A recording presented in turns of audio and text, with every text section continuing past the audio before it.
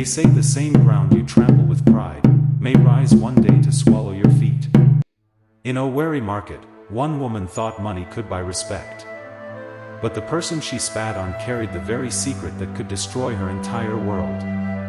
The market was alive that hot afternoon, voices clashing like drums, hawkers screaming, buyers bargaining. Smoke from roasted corn and fried akra filled the air, mixed with the sweet aroma of roasted plantain. Mama Binta sat by her wooden stand, turning the yellow plantains on hot charcoal, her wrapper faded but clean. The sweat on her face glistened under the sun, yet her smile was gentle as she handed out pieces to children passing by. Suddenly, a car horn blared, a sleek black SUV forcing its way through the crowd. Women carrying baskets quickly shifted aside, muttering. Out of the tinted car stepped Chica, a woman in her late 30s, tall, elegant, dripping in gold jewelry and arrogance. She carried herself like the market belonged to her. She walked briskly, her heels clicking, her perfume choking the smell of smoke. People turned to look, some in admiration, others in quiet disgust. As fate would have it, Mama Binta stretched out her hand with roasted plantain to a customer just as Chica passed. The edge of the tray brushed against Chica's expensive dress.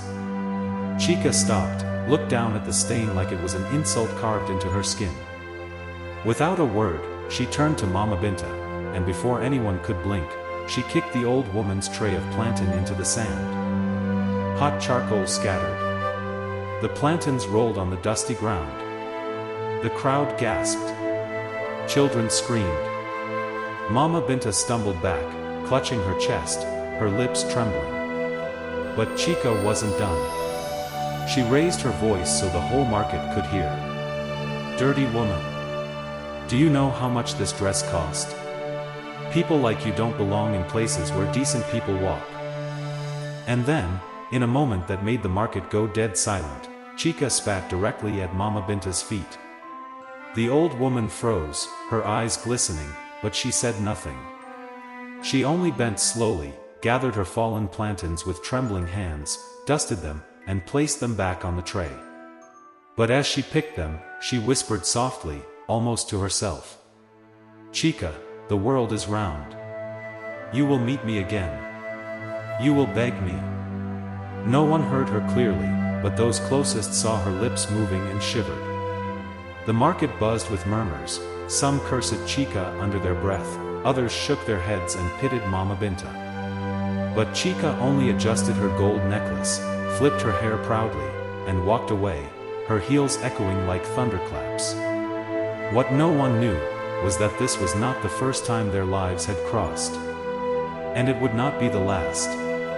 That night, after the drama at the market, Chica sat in her mansion at the edge of town. The house glittered with luxury, marble floors, imported curtains, expensive wines lining the shelf. From the outside, she looked like a woman who had conquered life. But in the quietness of her bedroom, her heart was not at peace. She kept pacing, her mind dragging her back to a memory she had buried years ago. 18 years earlier, Chica was just a village girl. Her family was poor, her father a struggling palm wine tapper, her mother a petty trader who often returned home empty-handed. Chica hated poverty with passion. One day, while selling oranges by the roadside, she caught the attention of Chief Dyke, a wealthy businessman old enough to be her father. He stopped his car, rolled down his tinted glass, and called her closer. His words were smooth, his promises heavy with wealth. Pretty girl like you doesn't belong on the roadside. I can change your life if you let me. Chica, desperate to escape her background, agreed. Within weeks, she was staying in his city house, showered with money, clothes, and trips. But her newfound comfort came with a heavy price. She became pregnant. When she told Chief Okoye, his smile vanished. He gave her money and cold instructions. Do whatever you want with it. But don't ever call me again. Chica cried for days. She couldn't go back to her family, shame would kill her. And so, alone and afraid, she gave birth to a baby boy in secret. She named him Namdi. At first, she thought the baby would bring her joy. But the cries at night, the endless hunger, and the reality of raising a child with no help became too heavy. Chica wanted her freedom, she wanted wealth, glamour, a life where no one would look down on her. So one moonlit night, when the baby was barely a month old, she carried him to the back of a bush near the stream, dug a shallow pit with her trembling hands, and buried him alive. Her tears fell on the soil as she covered the tiny body. She told herself she was burying her shame, her poverty, her weakness. She walked away, whispering, "Forgive me, my son. But I must live." Years later, Chica rose to power. She built her wealth through powerful men, deceit, and ruthless ambition. But at night, she sometimes heard the faint cry of a baby. Sometimes, in her dreams, a child with sand covering his face would whisper her name. She would always wake in sweat, clutching her chest. And tonight, after humiliating Mama Binta in the market, those cries returned stronger. She poured herself a glass of wine, her hands shaking, whispering to herself, "It's all in my head, it's all in my head." But deep inside, she knew, her past was no longer buried. It was crawling back to meet her. The night Chica buried her infant son was unusually silent. The moon hung low, casting a pale light over the bush path. Crickets chirped, and the distant sound of the stream whispered through the leaves. After covering the shallow pit with sand, Chica wiped her tears, straightened her wrapper, and walked away quickly, never daring to look back. But what she didn't know was that someone else had been near the stream that same night. Mama Binta, a poor widow in the village, had gone to fetch herbs for her daughter who was down with fever. She walked with her lantern, humming an old lullaby to herself. On her way back, she passed by the stream and suddenly heard it, a faint, muffled cry. At first, she froze. "Who day cry for night like this?" she whispered, clutching her lantern tighter. The sound came again, soft, desperate. It wasn't an animal. It was a baby. She dropped her basket of herbs and began searching the bushes. The cries grew louder as she moved closer to the stream bank.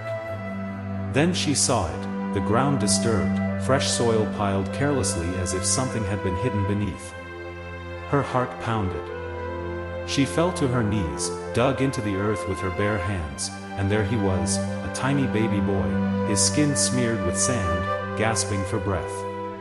Mama Binta screamed in horror, tears rushing down her face as she lifted the baby out.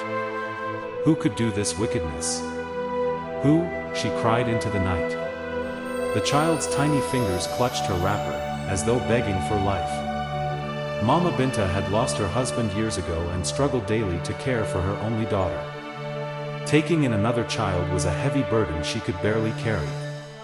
But as she looked into the baby's weak eyes, she knew she couldn't abandon him. She wrapped him in her scarf, pressed him against her chest, and whispered, "You will not die here. Not under my watch. From today, I am your mother." And so she carried him home, fed him warm water from a rag, and nursed him through the night. She named him Namdi, my life continues. For years, Mama Binta kept the truth hidden. Only she knew that the boy she raised was not her blood but a child rescued from the cold hands of death. She loved him fiercely, raising him as her own, teaching him hard work, respect, and resilience. But the child carried a strange aura. Whenever Namdi cried as a toddler, strange things would happen. Lamps would flicker, the wind would rise suddenly, even animals would behave unusually around him. Mama Binta knew he was not an ordinary child. He was living proof of a sin that was supposed to be buried. Now, years later, as Chica's wealth and pride grew, Namdi, the boy she thought dead, was alive, walking, and fast becoming a man. And fate was preparing to bring mother and son face to face, not as family, but as enemies born of betrayal. It was the day of the village market, a day when traders from surrounding towns gathered to sell yams, palm oil, wrappers, and beads. The air was filled with noise, bargaining voices, children shouting, goats bleating. Namdi had accompanied Mama Binta to help carry the firewood she sold.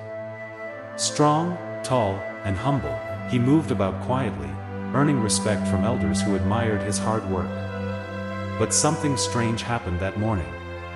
As Namdi walked past the section of the market where fine clothes were sold, his eyes suddenly locked on a richly dressed woman bargaining over a golden necklace. She stood tall, her skin glowing, her wrapper expensive. Her laughter rang like bells. It was Chica. The moment Namdi saw her, his chest tightened.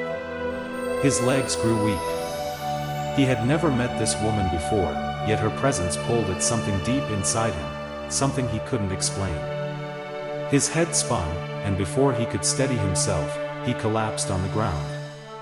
Women screamed. Traders rushed. Namdi donned faint. "Oh! Somebody bring water." Mama Binta threw her basket aside and pushed through the crowd, kneeling beside him. She fanned his face, sprinkling water on his head. Slowly, he opened his eyes. But the first thing he saw was Chica's face hovering over him, concern written across her eyes. Their eyes locked. At that very moment, Namdi felt something unexplainable, a wave of sorrow, pain, and strange recognition.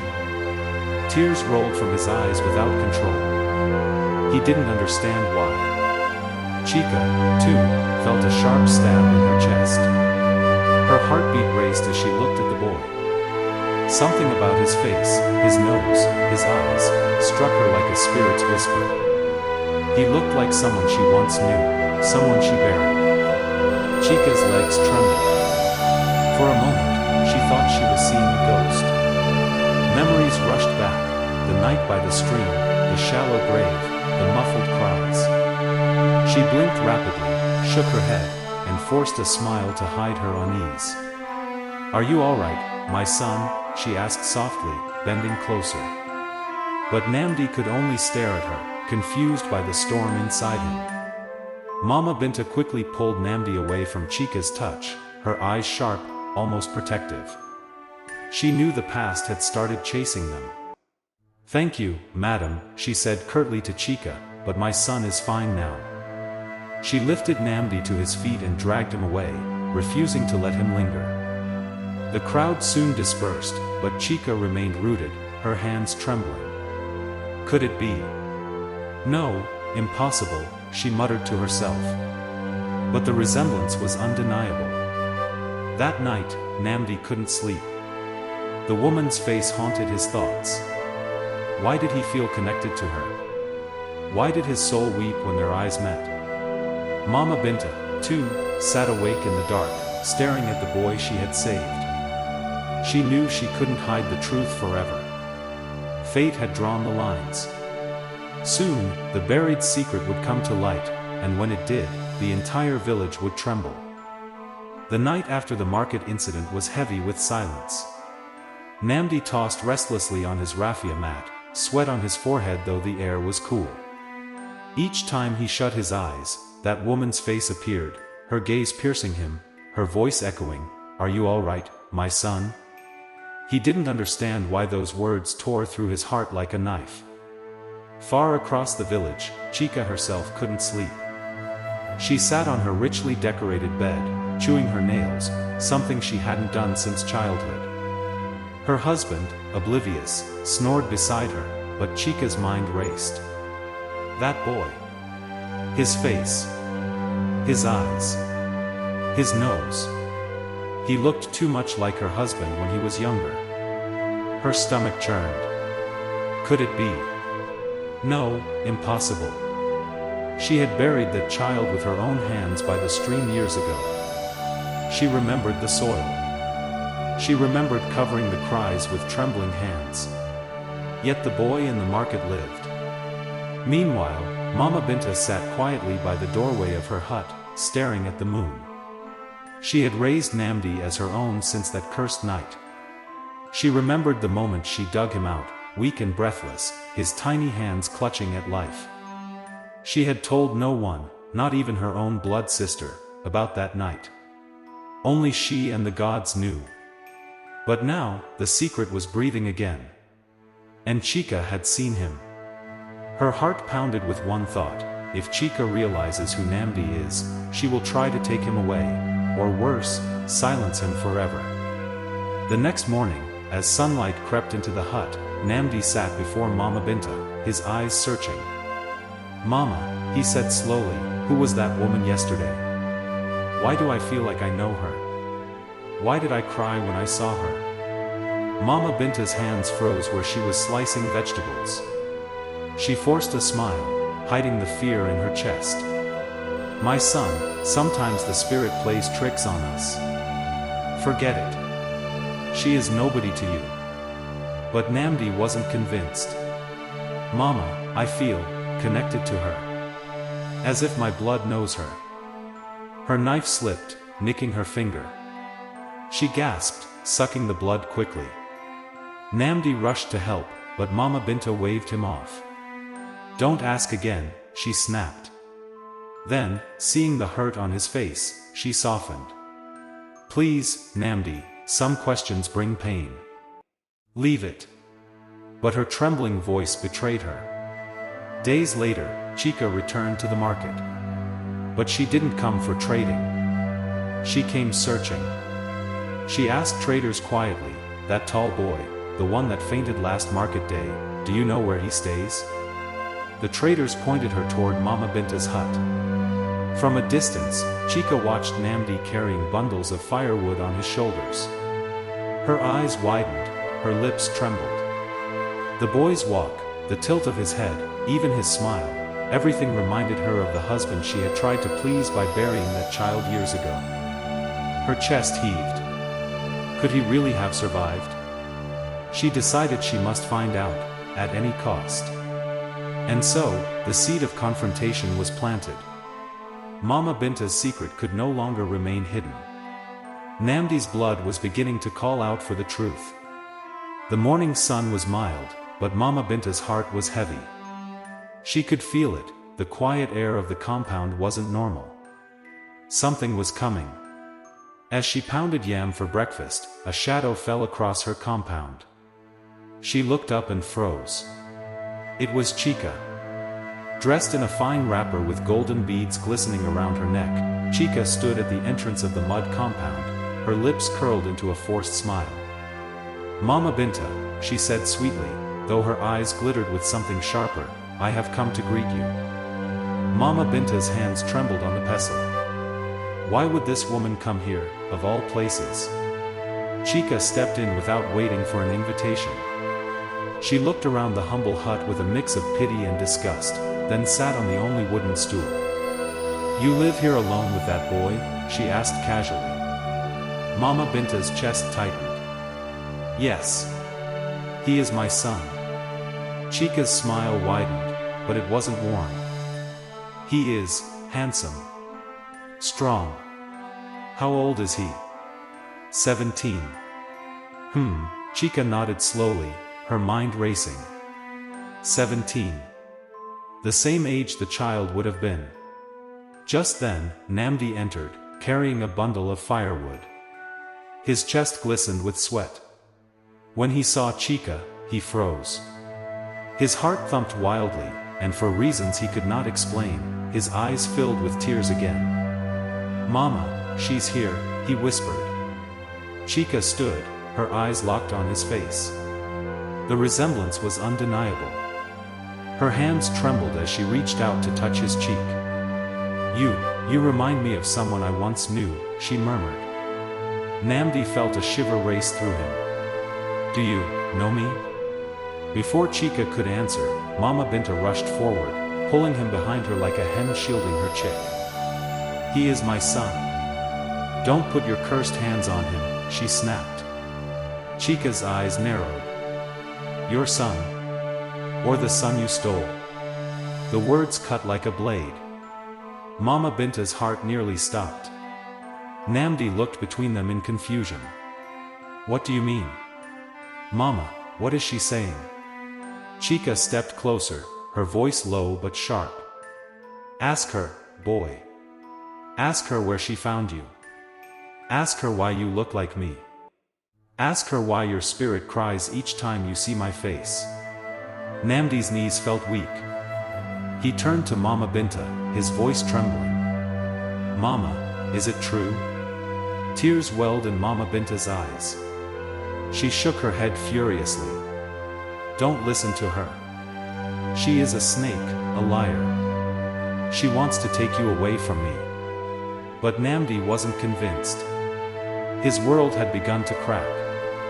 Chika smiled coldly, adjusting her wrapper. "Very well, Mama Binta. Keep pretending. But remember, truth buried in the soil always finds its way to the surface. And when it does, not even your old hands can cover it again." With that, she turned and walked away, her footsteps echoing like drums of war. Namdi stood in silence, staring at his mother, or the woman he thought was his mother. And in his chest, a storm began to rage.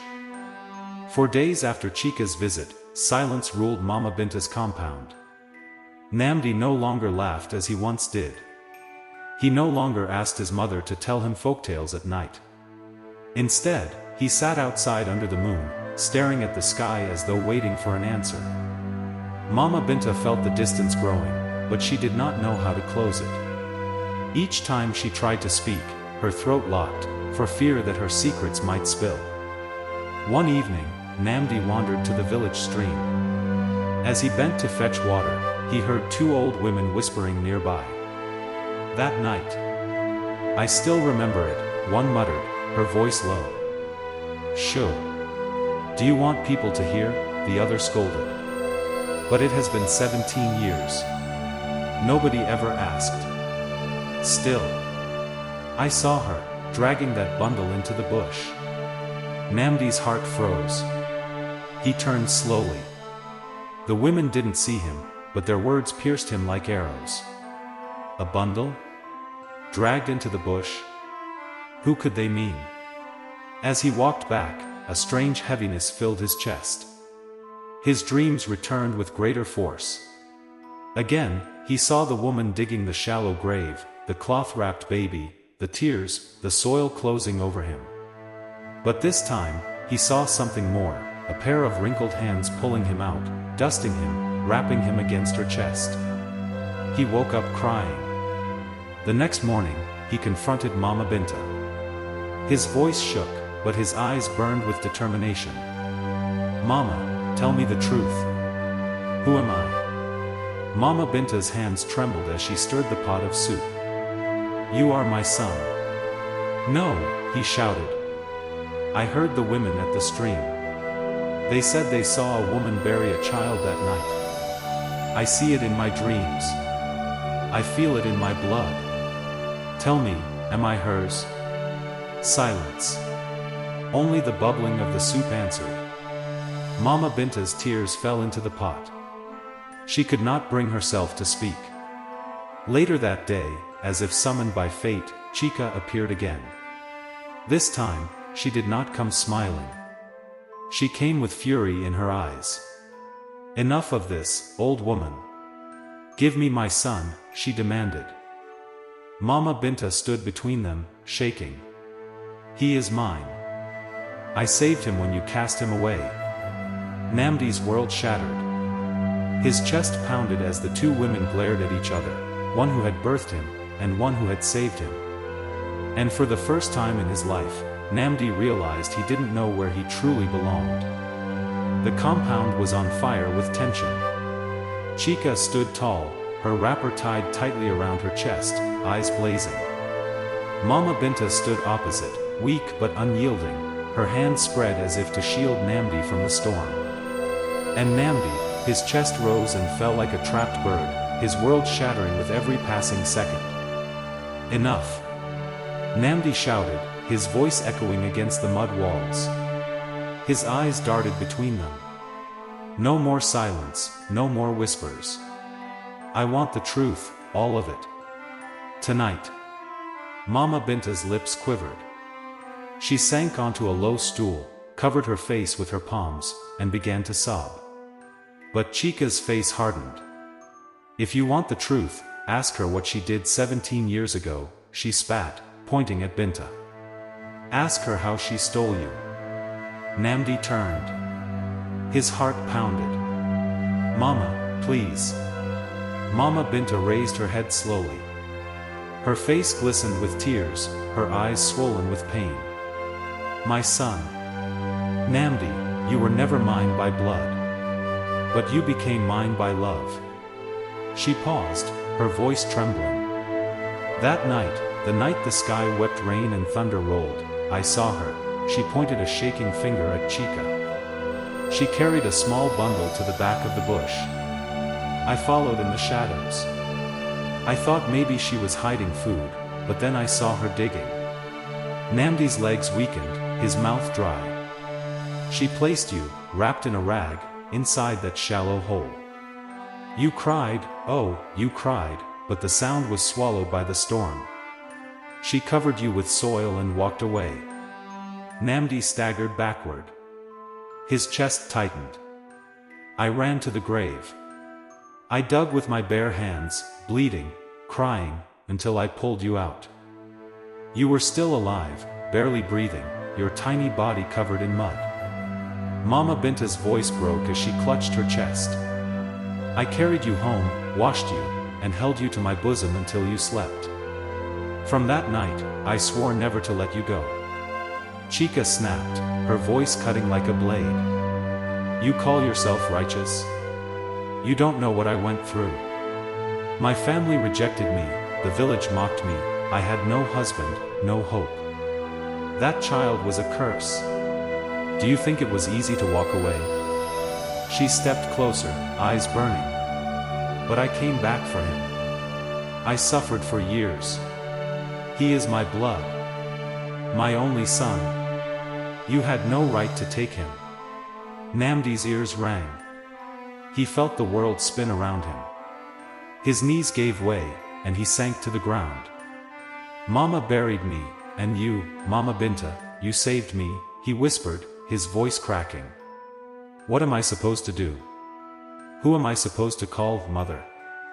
Both women reached for him, each shouting her claim, their voices clashing like thunder. But Namdi shut his ears. His soul was torn in two. That night, as he lay on his raffia mat, sleep refused him. One thought haunted him above all. Maybe I was never meant to live, but why then did fate bring me back? The evening after Chica's sudden visit, the compound was heavy with silence. Namdi sat by the doorway, his little face clouded with confusion. He had seen the woman cry, scream, and reach for him, calling him, my son. Yet he didn't feel warmth from her, only a strange pull that frightened him. Binta realized she can't separate bloods, so she thought about it and decided to bring the two together. Binta came out quietly, her wrapper tied tightly around her chest. She saw the boy's troubled look and sat beside him. Mama Binta, Namdi asked in a shaky voice, is that woman truly my mother? Binta's heart tightened, but she nodded slowly. Yes, my child. She gave birth to you. Then why did she put me in the ground? Why did she leave me? His small voice broke as tears gathered in his eyes. Binta sighed deeply, pulling him onto her lap. Because sometimes people allow shame and fear to blind their hearts. She was weak then. She did what she should never have done. But listen to me, she lifted his chin so he would look into her eyes. No matter her mistake, she is still your blood. And blood, my son, cannot be denied. Namdi wiped his face with the back of his hand. But I feel safer with you. You are my mother. Binta's chest ached at those words. She kissed the top of his head. I will always be here for you. But you must not carry hate inside you. Hate is poison. One day, you may need to face her again. When that day comes, I want you to be stronger than anger. The boy blinked at her, thinking hard. So, I shouldn't hate her? No, Namdi, Binta said softly. You can be careful with her, you can even keep your distance, but do not let hate live in your heart. Because forgiveness, even when it is difficult, will make you greater than the pain she caused. For a long time, they sat in silence, listening to the crickets sing. And though the boy did not fully understand, something deep inside him shifted. The seed of forgiveness had been sown, and Binta prayed silently that it would take root before the storms of life came. The chandeliers glowed over the Dyke mansion, but Chica's soul remained in darkness. She sat alone on the velvet chair in her dressing room, staring at her reflection. The gold jewelry, the silk wrapper, the sprawling mansion, all of it was the fruit of a man's brokenness. Chief Dyke had not always been hers. Years ago, when she was still young and naive, he had promised her heaven and earth. He was old enough to be her father, but he held power, wealth, and the kind of authority that made men bow. He had whispered to her about a future dripping with gold. But when she became pregnant, his voice turned cold.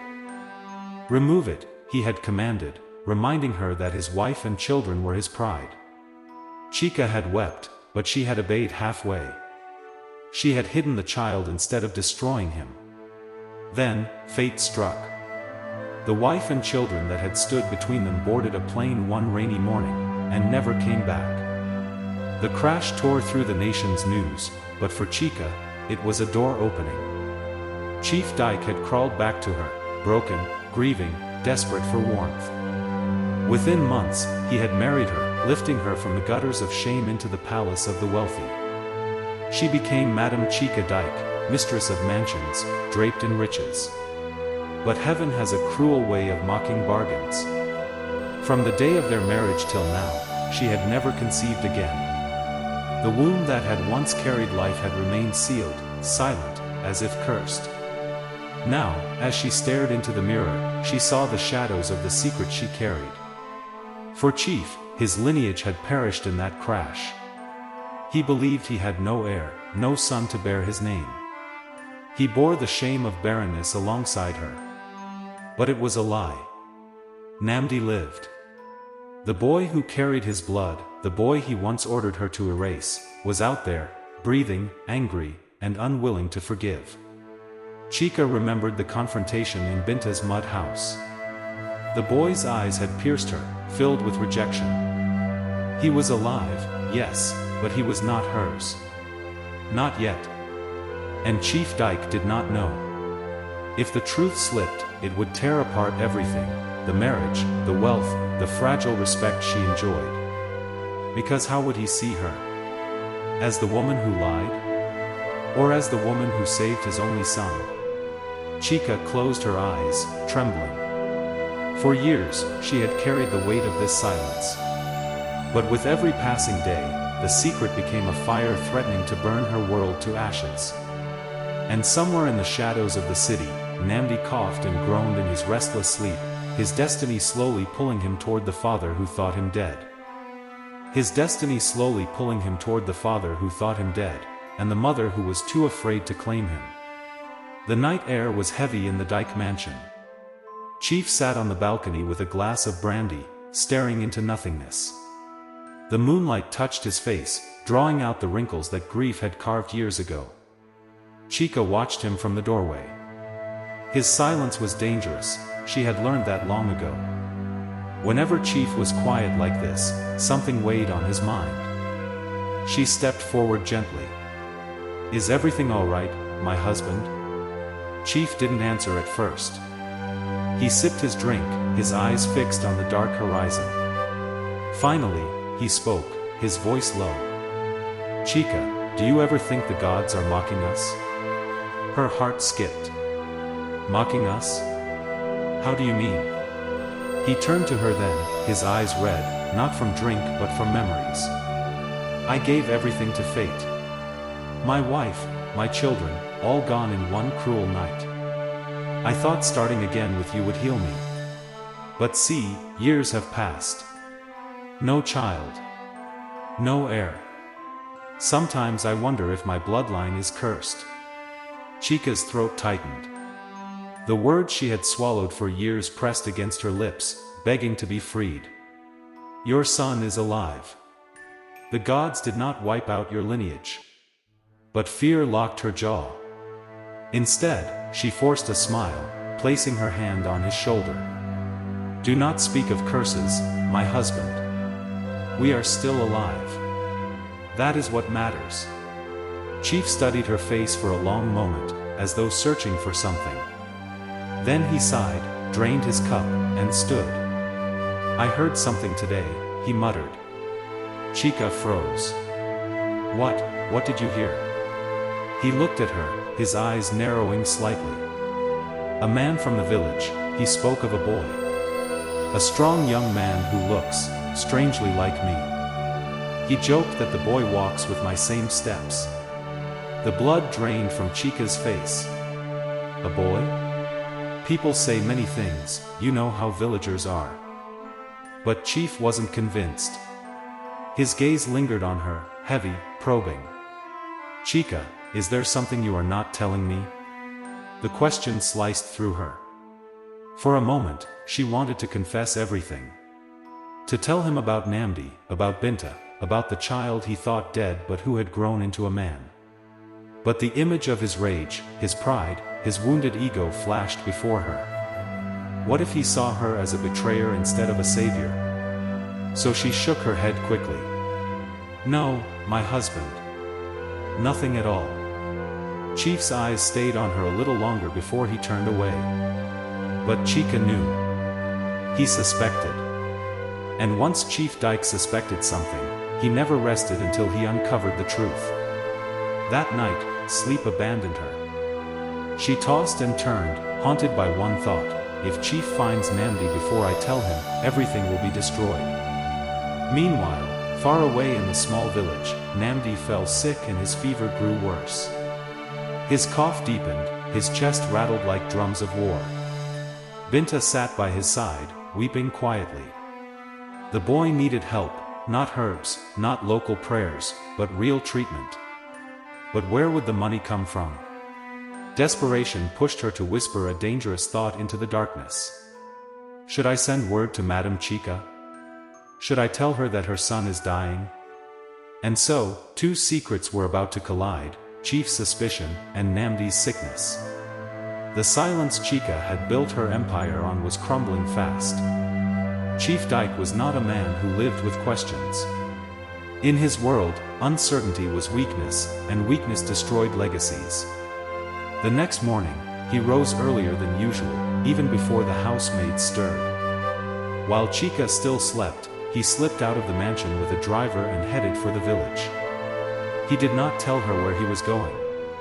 In the small hut where Namdi lay, the boy's breathing was shallow, his body drenched in sweat. His skin burned with fever. Binta wrung out a wet cloth and placed it on his forehead, her tears falling freely. Her neighbor, Maman Kechi, sat beside her. Binta, this boy will not survive on herbs alone. You must find help. Binta shook her head.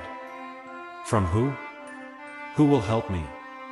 His father does not even know he lives. His mother has abandoned him. Maman Kechi gave her a sharp look. Abandoned? Or hiding him? This child's face is not ordinary. The way he resembles Chief Dyke, it is not coincidence. Binta stiffened. Lower your voice, she hissed. Do you want us both to die? Some truths are too heavy for mouths to carry. But as she spoke, Namdi stirred weakly, whispering through cracked lips. Mama, water. Binta rushed to give him a cup, but his hands trembled too much to hold it. She steadied him, her heart tearing apart. She had reached her breaking point. If the boy died, her silence would mean nothing. If he lived, he was destined for more than poverty and sickness. That night, while Namdi dozed, Binta took a piece of paper and wrote a shaky message. Madam Chica, your son is dying. Come if you still care. She folded it and gave it to Maman Kechi's son, who traveled often to the city. Take this to Lagos. Find a woman called Madam Chica. Do not give it to anyone else. If you succeed, the gods will bless you. Meanwhile, in the village square, Chief Dyke questioned old men and young boys alike. And there, under the shade of a giant yadala tree, he heard the words that froze his blood. There is a boy, the palm wine tapper said with a drunken chuckle. Strong lad, but always sickly these days. If you see him walk, you will think you are watching your own shadow, Chief. The same nose, the same shoulders. They say he is Binta's son. But we know blood when we see it. Chief's hand tightened on his walking stick. His chest burned. A boy who looked like him, living with Binta. Memories crashed into him, Chica's endless excuses, her failure to bear him a child, her overprotective silence whenever the past was mentioned. His jaw clenched. If this was true, if Chica had hidden his son from him all these years, then everything, their marriage, their life together, was built on betrayal. He returned to the mansion that evening, his eyes dark and unreadable. Chica welcomed him with a nervous smile, but he brushed past her, locking himself in his study. She knew instantly. He has heard something. He is close.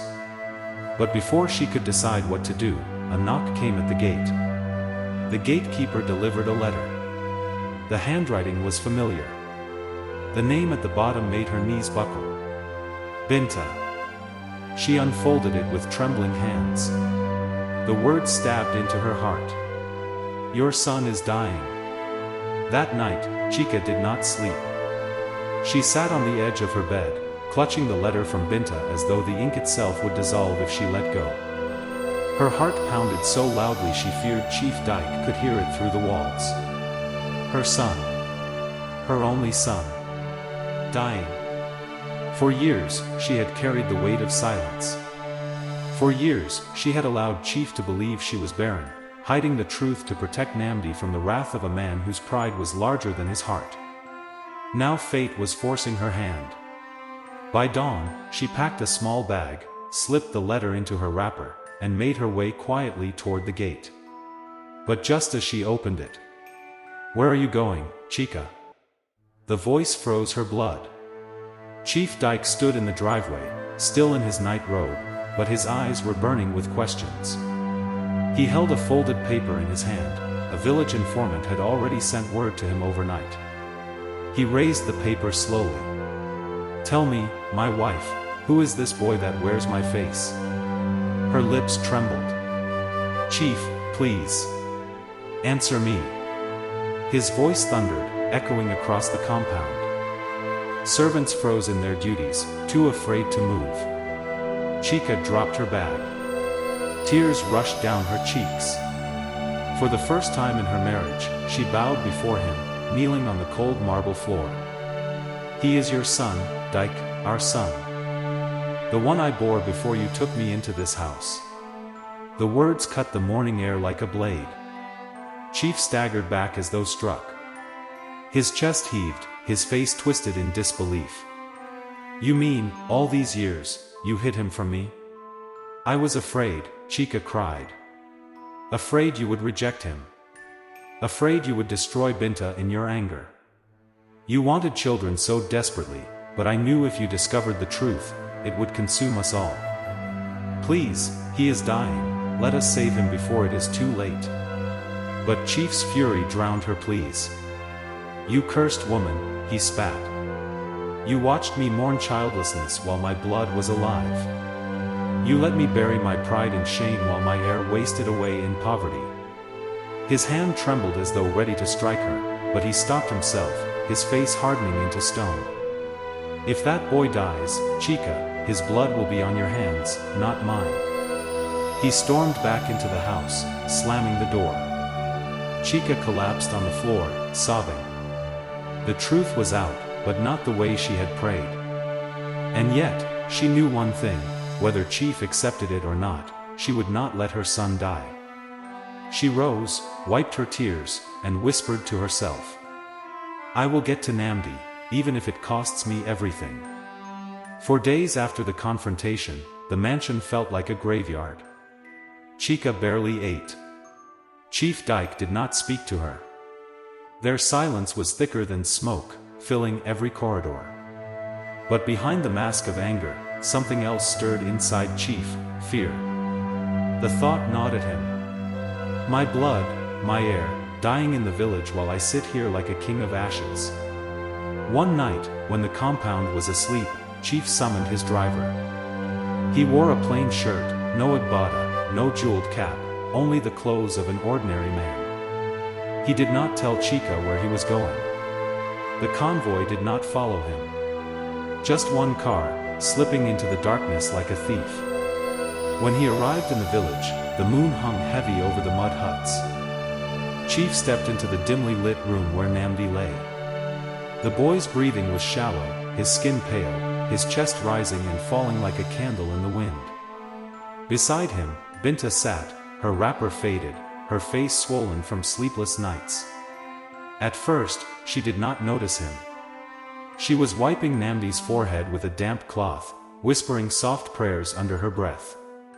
Chief froze at the doorway, his heart breaking in a way he never thought possible. This was his son, the son he had unknowingly abandoned, the son whose existence had been hidden from him by Chica's fear. He took a step inside. The wooden floor creaked. Binta turned, startled, but when she saw him, her eyes widened in shock. She almost knelt, but Chief raised a hand. "Don't," he said, his voice low, trembling. "Tonight, I am not a chief. I am only a father." Binta's lips parted, but no words came. Chief moved closer to the bed. His hand shook as he touched Namdi's frail arm. A lump formed in his throat. For years, he had craved this, to feel his own blood in his house, to have someone to carry his name. And here he was, dying. Tears welled in Chief's eyes, something no one had ever seen. "My boy," he whispered, his voice cracking. "Forgive me." He turned to Binta. His pride faltered completely. "Thank you," he said, the words heavy with sincerity. "You raised him when I was blind. You carried the burden of what should have been mine. You are the reason my blood still breathes. If I have any honor left in me, I owe it to you."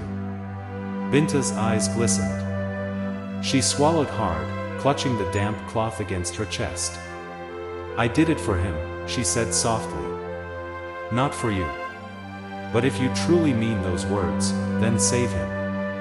He needs a father now more than ever." Chief nodded slowly, determination burning in his eyes. "He will not die. I swear it." For the first time in years, his wealth, power, and name meant nothing. Chief Dyke was just a man, a broken father, desperate to rewrite his failure. As dawn crept in through the cracked window, Chief sent his driver back to the city to fetch the best doctors, vowing silently that if he had to trade all his fortune for Namdi's life, he would do it without hesitation. The doctors Chief summoned worked tirelessly through the night. Injections, drips, medications, all rushed into that tiny mud-walled room as if it had suddenly turned into a private hospital.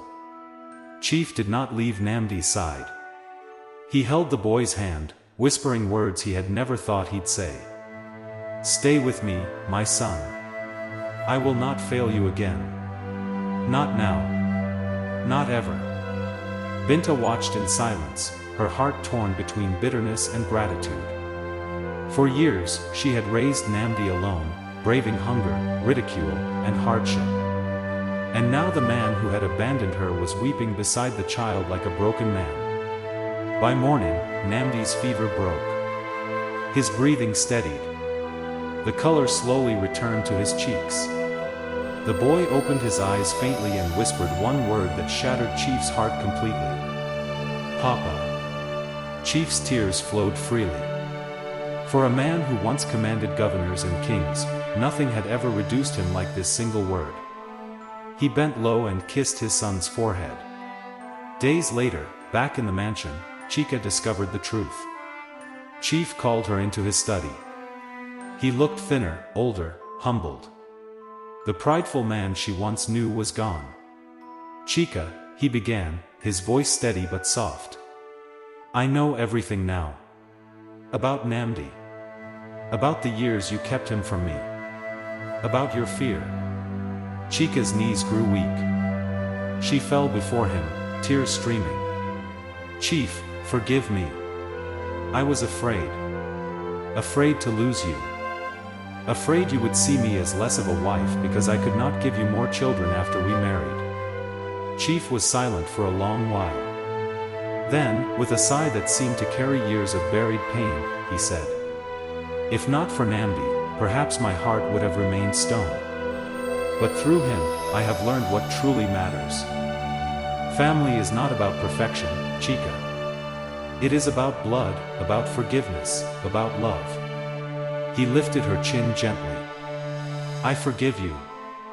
Not because you deserve it, but because my son deserves peace. And so do we." Chica sobbed into his chest, her body trembling. But Chief's transformation did not end there. He turned to Binta next. One morning, he visited her compound, this time not in secret. He came with cars loaded with foodstuffs, clothes, and gifts. He came with lawyers and documents. "Binta," he said solemnly, standing before her with Namdi by his side. "You carried the burden that belonged to me. You raised my son when I was too blind to see. From today, you will no longer live in shame or struggle. Your life will change." The lawyers presented her with the deed to a new house in town, a business fully funded, and a monthly allowance for life. Binta's hands shook as she held the papers. "Chief, why?" she asked, her voice breaking. Chief smiled faintly. "Because gratitude without action is empty. And because, whether you like it or not, you are the woman who gave me back my son. For that, I will honor you." Binta's tears fell freely. For the first time in years, she felt seen. As Namdi grew stronger, the bond between the boy and Chief deepened. The mansion that once echoed with emptiness now pulsed with the laughter of a child. Chica, though scarred by guilt, found new strength in forgiveness. And Binta, once despised, now walked with dignity, her life transformed by the very man who had once scorned her. And so, the circle of pain slowly began to close, not with bitterness, but with the fragile healing of forgiveness. Like and subscribe for more African tales.